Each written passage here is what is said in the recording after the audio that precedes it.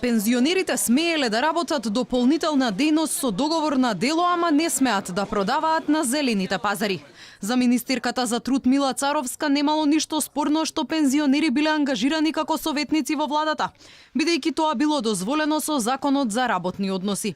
Прашана како ќе се регулираат двата спротивставени закони, оној за работни односи кој дозволува хонорарно ангажирање за пензионерите, но и тој за пазари со кои им се забрани работата на тезга.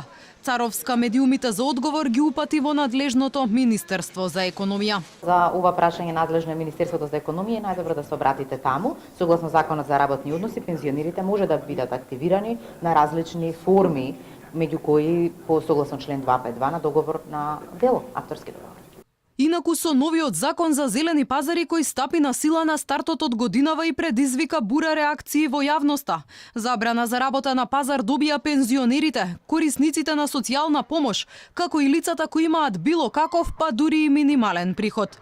Незадоволни од новите законски измени кои предвидуваат и поседување на лиценци за вршење на дејноста, чија цена изнесува 60 евра годишно за една и по 40 евра за секоја дополнителна тезга.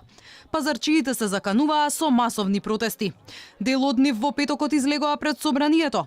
Посочија дека се гневни на власта, оти удира директно врз нивниот джеп и им ја отежнува и така тешката живеачка. Одлагање на законот бараа и од Стопанската комора.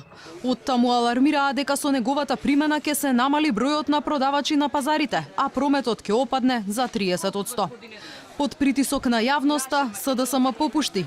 Викендов ветија дека имплементацијата на законот засега ќе се одложи и оти во меѓувреме ќе се барало друго прифатливо решение. Измените на законот за зелени пазари беа предложени пред една година од страна на неколку пратеници од актуелната коалициска власт на СДСМ и ДУИ. Во собранието беа изгласани по скратена постапка.